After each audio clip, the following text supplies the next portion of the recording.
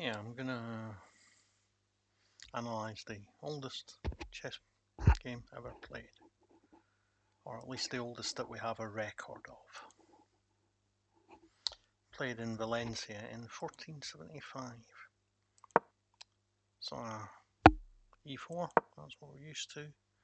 D4, Scandinavian, centre counter, as it was also known. He takes, and there he breaks my first rule of chess, which is don't give the opponent what they want. Why have they played d5? So that you will take and get rid of your centre pawn, and yeah. So why do it? You've got a perfectly acceptable knight to c3, which works just fine. Well, why not do that? But anyway, he doesn't. We'll forgive him that. He's been dead for a long time. Now comes knight c3. I moved too late, really, but yeah, we'll survive. Yeah, great. Brings out the bishop. Can't argue with development. Yeah, reasonable move from black. And more development. That's a big mistake, as everybody who plays the von Hennig gambit knows. White can take on b7, on f7, and if he takes back, then he can play the knight to e5 check, and then come back to g4 with the knight defended by the queen. So, big mistake. White doesn't spot the mistake and plays h3. And this is another mistake, not as big a mistake, but it's another mistake by black, as everybody who plays the von Poppel gambit will know. The recapture of the queen creates great pressure on the b2 square. So black doesn't do anything about that pressure, and white straight in there and takes the pawn. Black moves the knight so that the queen defends the rook, which is fair enough. Knight to b5. I might have been tempted to play bishop to b5, but yeah, okay, fair enough. It's not, you're threatening two pawns on c7 and a7, so it's fair enough. He defends the pawn on c7, but it doesn't really work. You can just take the pawn on a7 and threaten the rook again.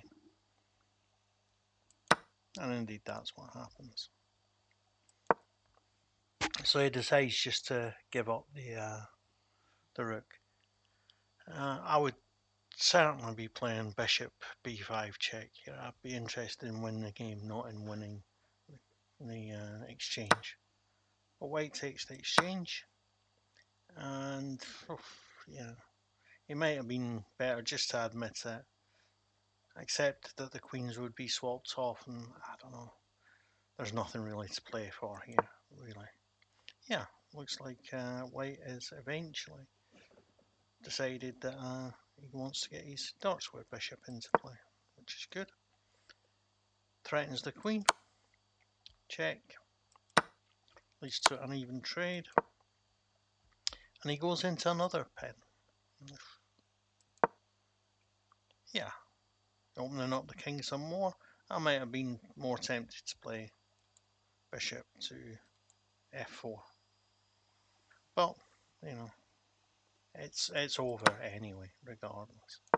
And now he does come out with a bishop to e3, not f4.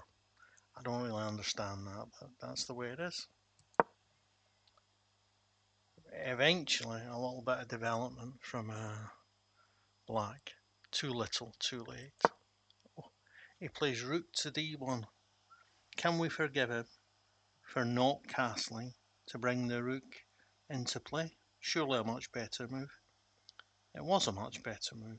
But in 1475, when the game was played, the rules were such that it took two moves to castle.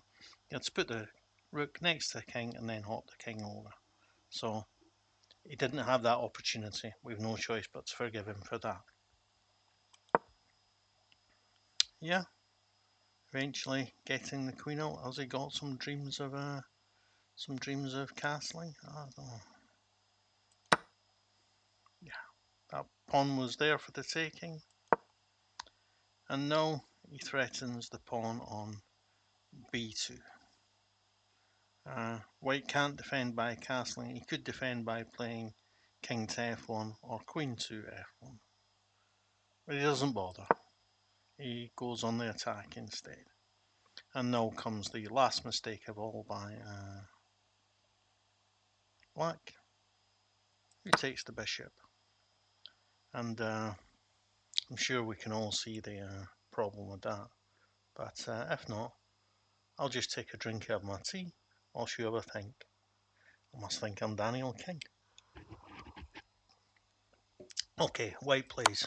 Rook takes queen. Queen takes knight check, guarded by the rook, and then he's queen d8 check.